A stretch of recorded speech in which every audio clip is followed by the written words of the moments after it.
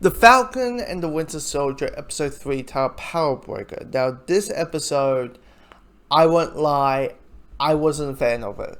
And not with story, not a fan of it, but just, I found it to be the weakest episode out of the 3 so far. Mainly because of one particular reason. Sound mixing.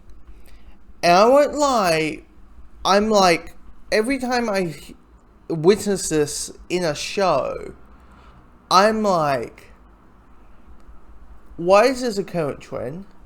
Why is this a current trend?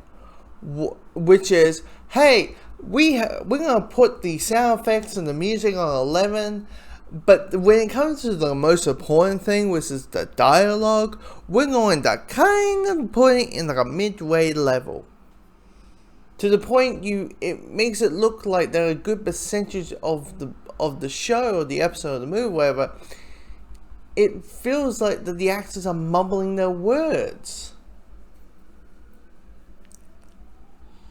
Cause I wasn't even frustrated. I was like, oh, this is the episode, and that's most of it. I'm like, this episode, because of it, all the events that was happening, I could tell there was something good here, or a really good episode here, but because I couldn't 100% know what the characters were saying, I didn't understand the most of the context. I could figure it out that, okay, Zemo, you know, we need to go to this place, and that, and that, and that, and we have to, but where's the 100%, but it's not 100% clarified, really.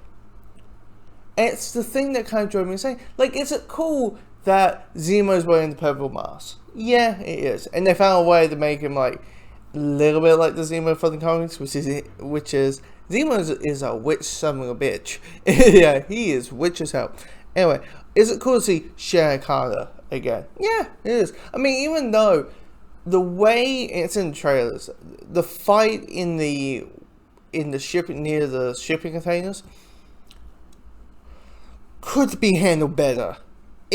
Oh my lord, the editing of it kind of jumping back and forth to it's the whole thing of your character X is trying to get information, character Y is being out the henchman and the bad guys. We've seen this kind of thing before, but it is so.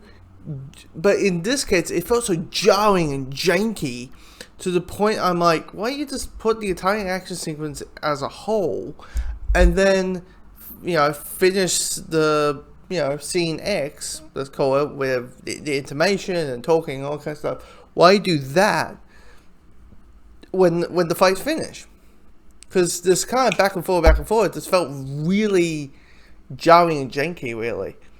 And it is a pain because it's frustrating because what the story that is getting told in this episode is great. It's the enemy of my enemy is my friend.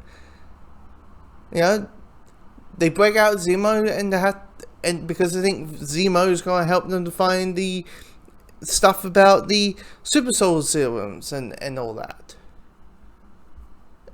And you have this kind of spy espionage, undercover kind of thing. And it's frustrating that I don't have all of that context. And hopefully next episode it is a little bit more fixed, it's better quality and all that.